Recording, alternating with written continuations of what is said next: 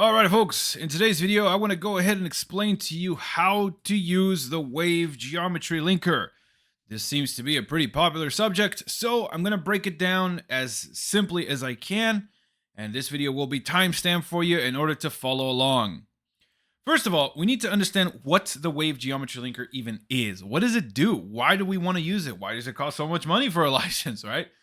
Wave geometry linker is a process that is incorporated in what some people call a top-down design. And the best way that I can describe it is there are two types of assemblies, top-down and bottom-up. Now, bottom-up is probably what you are most used to. Bottom-up is when you have a bunch of parts already created and you build them together, right? So you've probably seen multiple examples of this. You use assembly constraints, the data is already defined for you, and that's great. It works, it's been working forever, but it's slow. What top-down allows you to do is it allows you to use what is already there in order to build the assembly. So, in simple terms, think of it this way. I'm sure most of you are familiar with Legos or building blocks, as they're probably called in other countries. But if you're familiar with Legos, then you understand Legos are already built, right? They are already designed for you. You're just snapping them together. Think of that as a bottom-up assembly. A top-down you can think of as somebody gives you a layout. For example, they give you a boat and say, here, make Legos fit this boat. Well, the Legos aren't built. You're designing the Legos around the boat, right? So you're using a layout or a skeleton or whatever already exists to help you make this assembly. So with that in mind, I'm going to show you a very simple example of the wave geometry linker. Now, irrespective of your industry, I still think that this example is going to assist you in understanding what it does, because I've done training for many companies, and I find that this one example clicks in people's heads, because after you understand this example, you can actually apply it to really any assembly that you have. So let's pretend for a second that you're a designer and you are designing a very simple cup. Okay, so here's the cup right here. And if you look at my tree, it is a revolve. It's also drafted, so it has a certain angle and there's an edge blend on it. And what I want from you is to design the lid. That's really it. I don't need anything else. I just need the lid for this guy. Okay. If you were to do this in the traditional way, what would you have to do? Well, you'd probably have to measure, and you'd probably have to understand what the draft angle is, and then you'd probably do some revolves. And again, nothing wrong with that. It's just a little slow. So what we're going to do is we're just going to use what's already here to help us build our assembly. So first, we actually need to add this as a child to an assembly. So I'm going to go to the Assemblies tab, and I'm going to hit New Parent Assembly. And I'll go ahead and simply give this a name. I'll call it, cup assembly right here. Okay. And I think this is all in millimeters if I'm not mistaken. So let's go ahead and hit OK on that. Okay, so here's my assembly. And if you look over here at my assembly navigator, you can see that cup wave, which is the name of the child part. There it is. It's a child of the assembly. Now, if you need an explanation on what just happened, you can imagine yourself just coming up here to File, New, and then choosing assembly, and then just adding this as a component. We just took a shorter way. Okay, so going back to my discussion of bottom up, with bottom up, you usually have to have the parts already built, and you usually use a command or whatever software you're using, but specifically NX, you usually use add component, right? You're adding things to this assembly. However, with top down, you usually use this guy, which is new component. So if you hit new component right here, then we're going to go ahead and create a new component. For example, I'll go ahead and call this lid, right? I mean, that is what we are making, a lid. And then we're going to go ahead and hit OK on this. There really isn't anything important here. Just go ahead and hit OK. And now you can see that it says lid as a child there. Now, what we need to do is we need to make the lid the work part.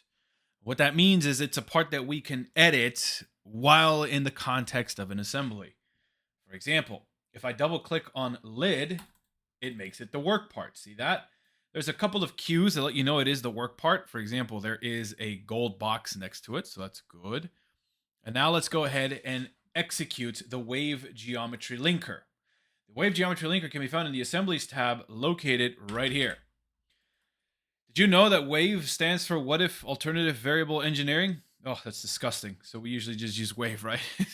But the wave geometry linker actually has a very, very powerful use. It has two golden rules that I always like to say in my trainings, okay? If you use the wave geometry linker in assembly, these are the two rules. And I suggest that you either write them down or you somehow embed it in your brain. The first rule of the wave geometry linker, depending on what you have turned on here, I'll reset this menu because you can see I use it quite a bit, is by default, it copies geometry from one part to another associatively. Okay, so all the words that I just spoke there are chosen carefully so you understand what's happening. Let me repeat that again. It copies geometry from one part to another associatively. So what exactly does that mean? It means if the parent changes geometry, then your child part is also going to change.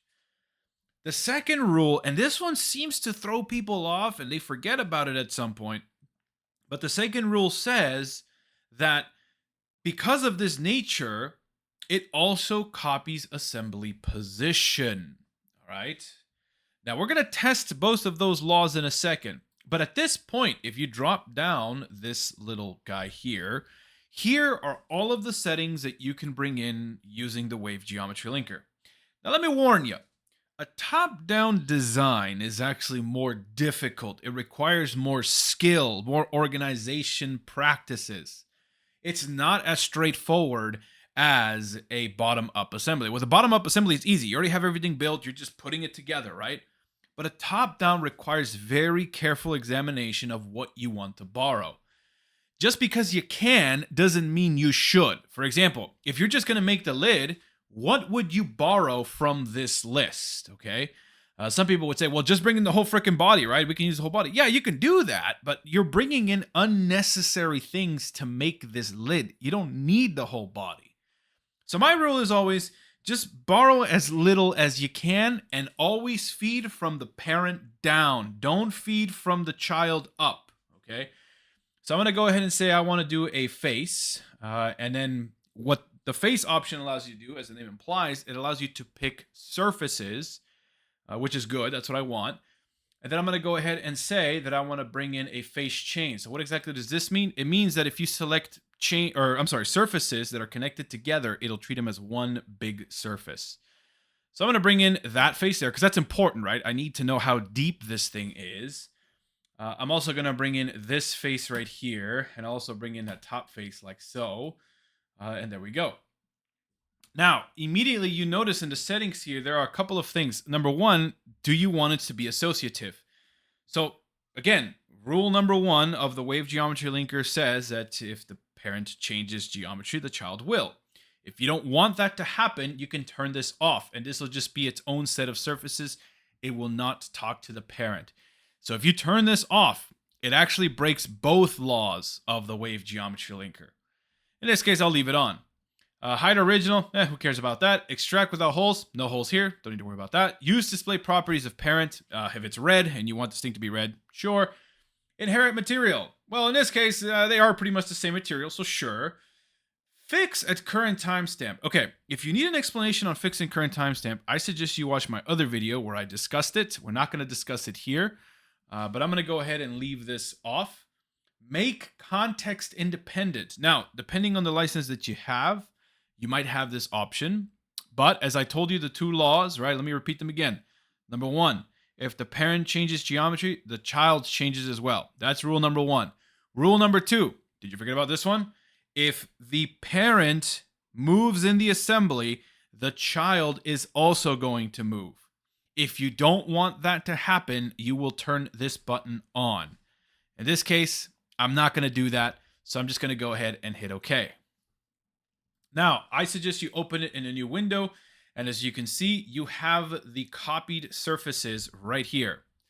All right, I don't want to make this video too long, but if you go to the part navigator, you will see that it says linked face right here. If you double click on the linked face, there's a lot of important information here. First of all, where did this part come from, or where did this surface come from? It tells you right there, the parent part. You need to have both of them open. If you don't have them open, it will not update. So open the parent. Okay, let's go ahead and build our lid here. So I'm gonna just, at this point, it's just a matter of how good are you at NX in terms of, surfacing and whatnot. I'm just gonna go ahead and extrude a sheet. Let's say it's gonna be really small, maybe, I don't know, 5 millimeters or whatever, right? I'll do a fill here. I'll go to surface, more. I'll do a bounded plane like that. That's one. And I'll do this one here, and then that's 2. Perfect. I could also extrude a circle for this whole thing. I'm not going to do that. I'm just speeding this up here. And I'm going to sew all of this together. So I'm going to sew that with all of this. It says solid body created. And as you can see, boom, just like that. In just a couple of seconds, if you took out all of my yapping, in just a couple of seconds, we were able to create the quote-unquote perfect lid, right? So if I go over into my assembly now, I can switch over, and you can see now that we have quote-unquote the perfect assembly. Now, a lot of people, when I do this example, say, well, Jose, I mean, it's touching perfectly though, right? There is no clearance. And if you take a section view via Control H, you will see that sure enough, there is no clearance, right? And that's okay. You can add clearance. If I double click on the lid, I can go to the Home tab and I can hit Offset. I can add whatever clearance I want. For example, I want 10 thou, like so. And as you can see, bam, you have clearance now. Just like that. I could also give clearance to this bottom here, but again, I don't want to make this video too long. So now that we have used the wave geometry linker, how do we test its 2 laws? How do we test the 2 rules? Well, let me show you. The first rule is if the parent changes geometry, the child also has to change. So if I go back into my cup wave, first of all, I want you to ask yourself this question. Is there anything in this model right now, right, in the part that you're active in right now, that tells you that somebody is borrowing from your part, aka someone is using wave geometry linker on it? Absolutely not, right? So just be mindful of that. Anyway, I'm going to go ahead and edit the revolve. Let's say that the revolve is going to be, it's because I have a section view. Oopsie. Let me go ahead and undo that. My apologies. So I'm going to get rid of the section view there. And we're just going to change its height. Maybe we're going to change some of the diameters here. Let's see. Where are you? There you are. Okay, let's go ahead and edit the sketch. And let's say that this guy's going to be 50 and, this guy's going to be 60. Sure, let's say that now it's going to be something like a salt and pepper shaker, right? And then we're going to go ahead and hit finish. It's going to hold salt and pepper. There you go. See that?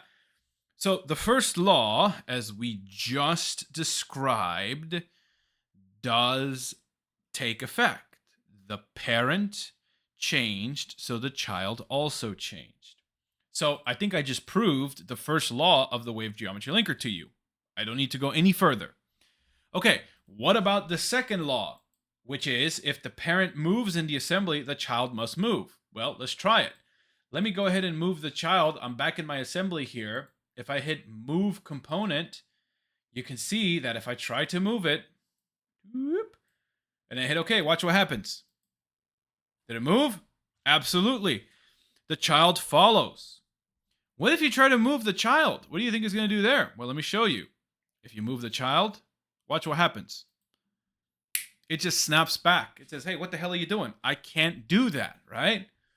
But if you open up the child in a new in a new window, you will see that it did move in your part. So be careful of using move on the child.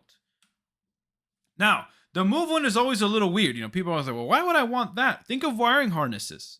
With wiring harnesses, they need to be able to move, right? In order to find their respective connections in an assembly. Anyway, this was just a very quick rundown on the wave geometry linker. In the next couple of videos, I'll show you how to manage the data from them. But hopefully this example clears up a little bit of the wave geometry linker. And if you have any questions or concerns, feel free to leave them down below. Take care. Bye-bye.